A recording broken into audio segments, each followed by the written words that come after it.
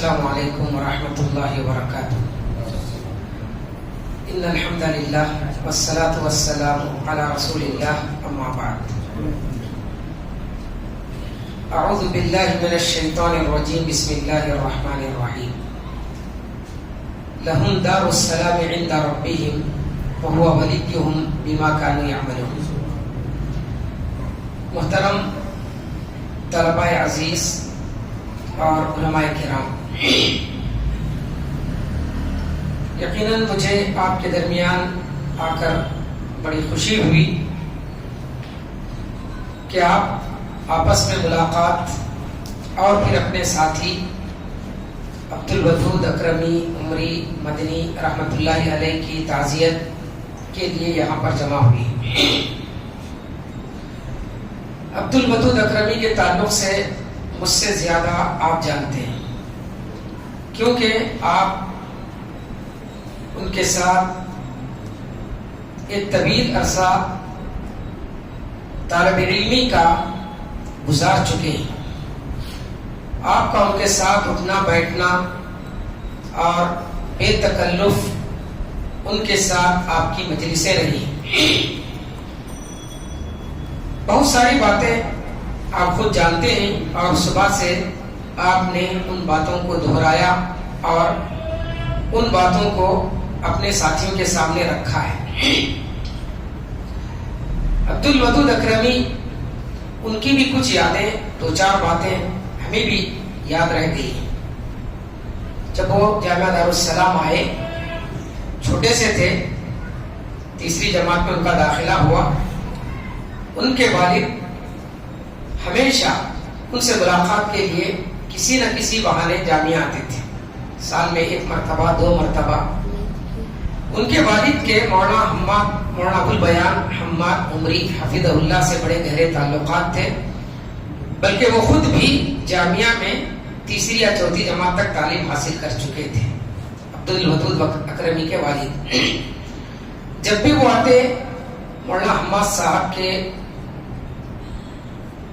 کمرے میں ان کا قیام ہوتا اور ہم اکثر وہاں پر ہمارا جانا آنا ہوتا تعارف کی بلڈنگ میں، تو ہم دیکھتے کہ جب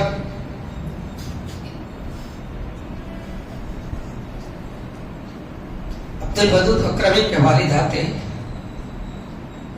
ملاقات ہوتی، دونوں ایک دوسرے سے لپٹ کر ہوتے واپس ہوتے ہوئے. یہ منظر میں نے کئی مرتبہ دیکھا. بڑی ہر باپ کو اپنی اولاد سے محبت ہوتی ہے، لیکن یہ منظر عبدالودود اکرمی کا ان کے والد کے ساتھ آتے، ملاقات کرتے، جاتے ہوئے ایک دوسرے سے چمٹ کر روتے. جب بھی عبدالودود اکرمی آتے تو یہ منظر مجھے ہمیشہ یاد آتا. بہرحال جامعہ میں انہوں نے ہمارے پاس بہت ساری باتیں، بہت ساری چیزیں ہم سے حاصل کی. ایک طالب علمی کا استاذ اور طالب کا رشتہ رہا. فراغت کے بعد بھی خط و کتابت ہوتے رہی، فون پر گفتگو ہوتی رہتی تھی. ابھی انتقال سے 6-7 مہینے قبل میں نے انہیں فون کیا تھا.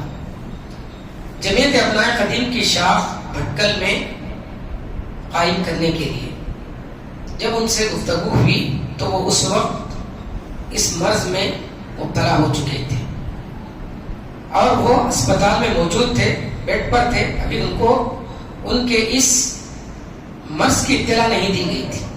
میں نے فون کیا کہ ابنائے قدیم کی ایک شاخ بھٹکل میں قائم کرنا ہے، تو انہوں نے کہا کہ مولانا میں اس وقت بیمار ہوں، اسپتال میں ہوں، 2-4 دن کے بعد میں اپنے گھر جاؤں گا تو ضرور یہ کام پورا کروں گا. لیکن بعد میں جب عبدالعظیم صاحب سے میری گفتگو ہوئی تو انہوں نے بتایا کہ نہیں، وہ کینسر جیسے مزید مرض میں مبتلا ہو چکے ہیں، اب ان کا اس سے نکلنا بہت مشکل ہے. جب یہ بات معلوم ہوئی تو اس کے بعد میں نے ان سے کبھی فون پر گفتگو کر کے ان کو تکلیف دینا مناسب نہیں سمجھا. بہرحال ان کے ساتھیوں سے جب بھی بات ہوتی تو کہتے کہ ہمیشہ ان کی زبان پر یہی الفاظ ہوتے کہ اللہ تعالیٰ کے میں فیصلے سے راضی ہوں، اللہ کے فیصلے سے وہی راضی ہوں. انتقال کے وقت بھی ان کی خالہ کا کہنا ہے مولانا عبدالعظیم صاحب کو فون کر کے ان کی خالہ نے کہا کہ جب ان کا انتقال ہو رہا تھا، انتقال سے 2-4 لمحے قبل ان کی زبان پر رضیت باللہ ربا وبالاسلام دینا یہ کلمات تھے، اور انتقال سے 1-2 منٹ قبل کہنے لگے کہ 2 فرشتے آ رہے ہیں۔ یہ سب وہ لوگ کہہ رہے تھے جو عینی شاہد تھے۔ بہرحال اللہ تعالیٰ ان کی مغفرت فرمائے۔ آپ یہاں پر جمع ہوئے ہیں ان کے تعلق سے، یہ آپ کا آپسی قلبی تعلق ہے۔ اللہ تعالیٰ اس تعلق کو جس طریقے سے یہاں پر یہ باقی ہے، اسی طریقے سے حقیقی دارالسلام میں بھی، جنت میں بھی اس تعلق کو اللہ تعالیٰ قائم رکھے۔ آپ یقیناً ہر کوئی جب کسی نوجوان کا انتقال ہوتا ہے، اس کے بچوں کے تعلق سے ہر کوئی فکر مند ہوتا ہے جب بچے چھوٹے چھوٹے ہیں، لیکن ہم جانتے ہیں دنیا کا نظام ہے، حقیقی رازق اللہ تعالیٰ ہے، حقیقی پالنہار اللہ تعالیٰ ہے، وہ تو انتظام کرے گا ہی۔ اور عبد الودود مالی حیثیت سے اچھے گھرانے کے تھے، ان کو اس بات کی کوئی زیادہ ضرورت بھی نہیں کہ کوئی ان کے بچوں کی مالی تعاون کرے، البتہ آپ ان کے لیے چچا کی حیثیت رکھتے ہیں۔ یتیموں کے لیے پیسہ ہی اہم نہیں ہوتا ہے، اللہ کے نبی نے جو تعلیم دی ہے، امسح رأس الیتیم تلین قلبک، کہ یتیم کے سر پر ہاتھ پھیرو دل نرم ہو جائے گا۔ کسی نے کہا کہ پروردگار اللہ کے رسول میرا دل سخت ہو گیا ہے، کوئی نسخہ بتائیے کہ میرا دل نرم ہو جائے، تو آپ نے فرمایا کہ یتیم کے سر پر ہاتھ پھیرو، تمہارے دل کی سختی ختم ہو جائے گی، تمہارا دل نرم ہو جائے گا۔ تو اگر واقعی ہمیں اپنے ساتھی سے محبت ہے اور ہے بھی، تو ہم کو چاہیے کہ وقتاً فوقتاً ہم ان کے بچوں سے بات چیت کریں، ان کے حال احوال دریافت کریں، ان کی تعلیم، ان کی پڑھائی پر زور دیں، کیونکہ یتیم بچوں کا سب سے بڑا مسئلہ تعلیم اور تربیت کا ہے۔ ان کے روزی روٹی کا مالک تو اللہ تعالیٰ ہے۔ ابراہیم علیہ السلام نے اپنے اولاد کو بواد غیر ذی زرع، وادی غیر ذی زرع میں چھوڑتے ہوئے، چھوٹا سا بچہ بیوی تنہا چھوڑتے ہوئے کہا کہ انی اسکنت من ذریتی بواد غیر ذی زرع عند بیتک المحرم ربنا لیقیموا الصلاۃ، نماز قائم کرنے والا بنا، ربنا لیقیموا الصلاۃ فاجعل افئدۃ من الناس تهوی الیہم وارزقهم من الثمرات، رازق تو ہے، میں رازق نہیں ان کا، تو ان کے لیے رزق کا انتظام کر۔ تو رزق اللہ تعالیٰ کے ذمے ہے، اللہ تو ان کے رزق کا انتظام کرے گا۔ ہم بحیثیت چچا ہم ان کی تربیت کا خیال رکھیں، ان کی تعلیم کا خیال رکھیں، اچھی سے اچھی تعلیم کے سلسلے میں فکر مند ہوں۔ یہ ایک بنیادی بات تھی جس کو بتانا میں نے مناسب سمجھا۔ ابنائے جامعہ ہیں، جامعہ سے ابنائے جامعہ کا بڑا گہرا تعلق ہوتا ہے۔ یہ صرف ہم محسوس نہیں کرتے، بلکہ ہندوستان میں جتنے بھی مدارس ہیں، یہ سارے مدارس کے لوگ یہ محسوس کرتے ہیں کہ دیگر مدارس کے مقابلے میں جامعہ دارالسلام کے فارغین کے آپس میں بڑے گہرے تعلقات ہوتے ہیں، اور اس بنا پر دوسرے لوگ ایک تو احساس کمتری میں مبتلا ہے اور پھر حسد میں بھی مبتلا ہے، وہ اپنے طور پر احساس کمتری میں اور جامعہ دارالسلام کے فارغین کے تعلق سے حسد میں مبتلا ہے۔ بہرحال ہماری تو یہ دعا اور خواہش ہے کہ جس طریقے سے ابنائے جامعہ دارالسلام کے آپس میں تعلقات ہی، ویسے تعلقات سارے جامعات اور سارے اسلامی مدارس کے طلباء اور فارغین کے درمیان۔ آپ کے یہ باہمی تعلقات یا آپ کا یہ جو جامعہ سے قلبی تعلق ہے، اسی کی ایک دلیل یہ ہے کہ آپ یہاں پر جمع ہوئی، حالانکہ آپ کے درمیان کوئی دوسرا رشتہ نہیں ہے، رشتہ ہے نہ تو خاندانی رشتہ ہے، نہ تو کوئی اور مناسبت ہے تو جامعہ دارالسلام کی فراغت۔ اس اعتبار سے آپ یہاں پر جمع ہوئے ہیں، تو جامعہ سے قلبی تعلق کی دلیل ہے۔ ابھی احمد اللہ صاحب نے جب مجھ سے یہ کہا کہ ہم آپس میں یہاں پر جمع ہونا چاہتے ہیں، تو میں نے ان سے کہا کہ بہتر ہوتا کہ آپ جامعہ میں جمع ہوتے، جامعہ میں ہم کو بھی خوشی ہوتی، آپ کے اساتذہ کو خوشی ہوتی، ذمہ داروں نے جامعہ کو خوشی ہوتی۔ بہرحال اس کے بعد آپ جب بھی اس طرح کا کوئی پروگرام کرنا چاہیں تو جامعہ دارالسلام کے دروازے آپ کے لیے کھلے ہیں، آپ ضرور آئیں۔ اور خصوصاً اگر اس طرح کے پروگرام رکھنا چاہیں تو آپ سالانہ جلسے سے ایک آدھ دن پہلے آ جائیں تو انشاءاللہ اور بھی آپ کے لیے آپ کے دوسرے بہت سارے ساتھی بہت سارے فارغین سے بھی ملاقات ہوگی، اور پھر وہاں پر ہمیں اپنے لیے ایک تذکیر کا موقع بھی ملے گا. اس طریقے سے ہمارا آپس میں تعلقات بھی مضبوط ہوں گے، جامعہ سے ہمارا تعلق بھی جڑے گا اور ہمارا محاسبہ اور تذکیر بھی ہوگی. جامعہ دارالسلام کے تعلق سے ابھی آپ لوگوں نے ایک خواہش یہ ظاہر کی کہ آپس میں ہم مل کر مہینے میں ایک مرتبہ تذکیر کریں اور کسی استاذ کے ذریعے کچھ نصیحت کی باتیں سنیں. بڑی اچھی بات ہے. اس طرح کے پروگرام بہت سارے فارغین کی جانب سے چل رہے ہیں. اگر آپ بھی اس طرح کا پروگرام شروع کرتے ہیں اپنے ساتھیوں کے لیے تو بڑی اچھی بات ہوگی، اور اس کے لیے آپ ضرور اساتذہ جامعہ سے استفادہ کریں. انشاءاللہ اساتذہ آپ کی خدمت کے لیے ہمیشہ تیار رہیں گے. ہم نے یہ بات محسوس کی ہے، سارے ہی اساتذہ اس بات کو، بلکہ سارے ابناء جامعہ اس بات کو محسوس کرتے ہیں کہ جامعہ دارالسلام کے فارغین میں ذرا خودداری ہوتی ہے. وہ کسی کے سامنے ہاتھ پھیلانے کو پسند نہیں کرتے. سب کے اندر ہوتی ہے، بس میرا تعلق جامعہ دارالسلام سے، اس لیے میں یہ بات آپ کے سامنے کہہ رہا ہوں. ہمارے اندر خودداری ہے اور ہونی چاہیے، اور یہ خودداری بسا اوقات ہم کو دین کی خدمت سے دور کر دیتی ہے. دین کی خدمت سے دور کر دیتی ہے. ہم اپنی اس خودداری کی وجہ سے اپنے چونکہ معاشی ضروریات پوری نہیں ہو پاتی ہیں تو کبھی مسجد کی خدمت سے، کبھی خطابت سے، امامت سے یا دینی خدمات سے الگ ہو کر تجارت وغیرہ میں لگ جاتے ہیں، یا پھر ذریعہ معاش کی تلاش میں ہم اپنے ملک کو چھوڑ کر بیرون ملک چلے جاتے ہیں. یقیناً ہم جہاں بھی رہیں دین کی خدمت کے لیے زمین کشادہ ہے. ہم جہاں بھی رہیں دین کی خدمت کریں، اور ہم سب سے پہلے عالم دین ہیں، داعی دین ہیں، خادم دین ہیں. ملک کی، ملت کی، دین کی خدمت کرنا یہ ہمارا اولین فریضہ ہے. اس کو ہم اپنی نظروں سے اوجھل ہونے آتے ہیں.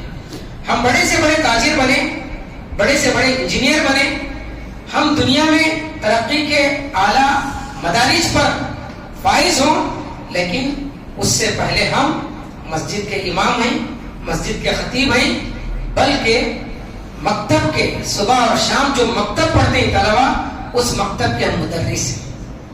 اس کو بھی ہم معمولی نہ سمجھیں. اگر ہم بہت مصروف ہیں، نماز نہیں پڑھا سکتے، امامت نہیں کر سکتے، خطبہ نہیں دے سکتے، یا خطبے کے لیے ہمارے پاس موقع نہیں ہے، تو پھر ہم ایک آدھ گھنٹہ اپنے محلے کے بچوں کو ناظرہ قرآن پڑھائیں، انہیں بنیادی باتیں سکھائیں. آج اس وقت اگر آپ جائزہ لیں تو ہمارے اندر اس چیز کی بہت کمی پائی جاتی ہے. آپ ہمارے نوجوانوں کا جائزہ لیں، 70% نوجوان آپ کو ایسے ملیں گے، مسلم نوجوان، جو ناظر قرآن مجید دیکھ کر پڑھنا نہیں جانتے، جبکہ دین کی خدمت ہو رہی ہے، بڑے بڑے جلسے ہو رہے ہیں، لیکن جو بنیادی چیزیں وہی ہمارے نوجوانوں کو معلوم نہیں. کتنے نوجوان ہیں جن کو صحیح عقیدہ معلوم نہیں، کتنے نوجوان ایسے ہیں جو بنیادی دعائیں نہیں جانتے. اگر ہم ایک آدھ گھنٹہ نکال کر یہ ساری چیزیں اپنے بچوں کو سکھائیں، نوجوانوں کو سکھائیں، تو یہ بھی بہت بڑی ہماری خدمت ہوگی. تو بہرحال جامعہ سے ہمارا تعلق ہے، تو جامعہ سے اس تعلق کی بنیاد پر ہم اس بات کی پوری کوشش کریں کہ جامعہ کے پیغام کو عام کریں گے اور دین کی خدمت کریں گے. جامعہ کا پیغام دیگر جامعہ سے، جامعہ کا پیغام الگ ہے. اعتدال، اس کو سمجھنے کی ضرورت ہے.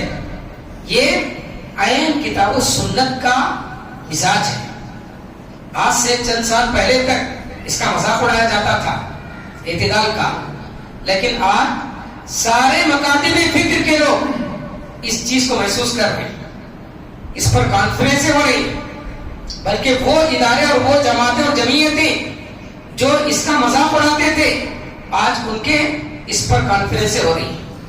لیکن بنیادی بات یہ ہے کہ ہم خود اس کو سمجھنے میں ابھی تک کامیاب نہیں ہوئے.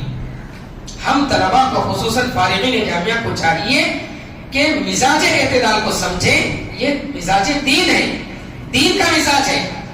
انبیاء کرام لوگوں کو جوڑنے کے لیے ہے، لوگوں کو توڑنے کے لیے نہیں. ہمارا کام امت کو بھی جوڑنا ہے اور سارے انسانوں کو جوڑنا ہے. اگر ہم لوگوں کو اپنے سے قریب نہیں کریں گے تو دین کی دعوت کسے دیں گے؟ انبیاء کرام تو مشرکین کو جوڑنے کے لیے آئے تھے. تو بہرحال اس کے جو اصول ہیں ان کو جان کر اس کے مطابق سارے لوگوں کو قریب کرنا یہی اعتدال ہے. اس چیز کو سمجھ کر اسے عام کرنے کی ضرورت ہے. اسی طریقے سے ابھی شاکر صاحب نے بتایا کہ جب وہ جامعہ میں آئے تو ان کی مالی حالت بہت ہی خستہ تھی. جامعہ سے ان کا تعاون ہوا. 100 روپے اس وقت ہوتا تھا. اب الحمدللہ 500 روپے یہ تعاون 500 روپے. اور تقریباً طلباء کو جو تعاون دیا جا رہا ہے جامعہ کے 80-90 طلباء کو وظیفہ دیا جاتا ہے جن میں نچلی جماعت اول اور دوم اول دوم سوم کے طلباء کو 300 چہارم اور اعداد اول کے طلباء کو 400 اور بقیہ طلباء کو 500 روپے ماہانہ وظیفہ دیا جاتا ہے. اس سلسلے میں تعاون کون کرتے ہیں یہ بھی ایک بات جیسا کہ انہوں نے کہا کہ معلوم نہیں کہاں سے آتا ہے. یہ دینے والے بھی ہمارے فارغین ہیں. جامعہ دارالسلام کے فارغین ہمارے اپنے بھائی ہی دیتے ہیں یہ وظیفے کی رقم. اور ایک بڑی رقم قطر سے آتی ہے. ہر سال ان کی جانب سے طلباء کے وظائف کے لیے 1 لاکھ روپے آتے ہیں 2 قسطوں میں. لیکن ہمارا جو اس وقت بجٹ بنا ہے وہ تقریباً 4.5-5 لاکھ کا ہے. اس سلسلے میں ہم بڑے فکر مند تھے کس طریقے سے وظیفے کا انتظام کریں. ابھی قریب میں ہمارے عمری آئے ہوئے تھے. انہوں نے کہا کہ ہم ہمارے جامعہ میں جو مستحق طلباء کے درمیان کچھ چادر یا پھر ان کی جو بھی ضرورت ہے اس کا انتظام کرنا چاہتے ہیں. تو میں نے کہا کہ اس وقت طلباء کے وظائف کے لیے ہمارے لیے 1.5 لاکھ روپیوں کی ضرورت ہے. تو انہوں نے کہا کہ 1 ہفتے میں بھیج دیتا ہوں. تو بہرحال ہم کبھی ابنائے جامعہ ہو اساتذہ جامعہ ہو یا ذمہ داران جامعہ ہو اس بات کی پوری کوشش کرتے ہیں کہ ہاتھ نہیں پھیلاتے. آپ دیکھیں گے ہندوستان میں جتنے بھی مدارس ہیں اکثر مدارس کے سفیر نکلتے ہیں چندے کے لیے. جامعہ دارالسلام 1924 سے لے کر آج تک کہیں بھی آپ کو اس کے سفراء نظر نہیں آئیں گے ہندوستان میں یا اس کے اساتذہ نظر نہیں آئیں گے. ایک وقت جامعہ پر ایسے بھی آیا کہ جامعہ میں کھانے کے لیے طلباء کو 2 وقت کا کھانا نہیں تھا. کچھ اساتذہ نے آ کر ذمہ داران جامعہ سے خواہش ظاہر کی کہ ہم جا کر کچھ اہل خیر کے پاس جا کر یا پھر مساجد میں جا کر چندہ کر لائیں گے. تو اس وقت ذمہ داران جامعہ نے کہا کہ میں ان اساتذہ کی خودداری کو ختم کرنا نہیں چاہتا. ان کو لوگوں کے سامنے ہاتھ پھیلانے کے لیے میں نے یہاں پر نہیں لایا ہے. ان کا مقام بہت عظیم ہے. یہ ان کے الفاظ تھے, شاید یہ مخلصانہ الفاظ تھے جس کی وجہ سے آج تک جامعہ نے کبھی کسی کے سامنے ہاتھ نہیں پھیلائے. بس میں یہ بات اس لیے کہہ رہا ہوں کہ آپ بھی اللہ تعالیٰ نے آپ کو نوازا ہے. اس میں یقیناً جامعہ کے تعلیم یا جامعہ کی تربیت کی دین ہے. تو آپ بھی جامعہ کا تعاون کرتے ہیں اور جیسے ممکن ہو آپ جامعہ کا اپنے طور پر تعاون کرنے کی کوشش کریں تاکہ اس کے ذریعے جامعہ کی جو بھی ضرورتیں وہ پوری ہو سکیں. اس کا یہ مطلب نہیں کہ میں آپ سے اس کے لیے درخواست کر رہا ہوں, ایک بات آ گئی اس لیے میں ضمن یہ بات آپ کے سامنے ذکر کر رہا ہوں. تو یہ کچھ باتیں تھیں. بس انہی باتوں پر میں اپنی بات کو ختم کرتا ہوں چونکہ وقت بھی کم ہے, آپ لوگوں کو بھی سفر پر جانا ہے. میں دوبارہ آپ تمام کا اور خصوصاً آپ کے ساتھی یا آپ کے لیڈر احمد اللہ عمری کا شکریہ ادا کرتا ہوں کہ انہوں نے ہم کو یہاں پر آنے کے لیے نہ صرف دعوت دی بلکہ اصرار کیا.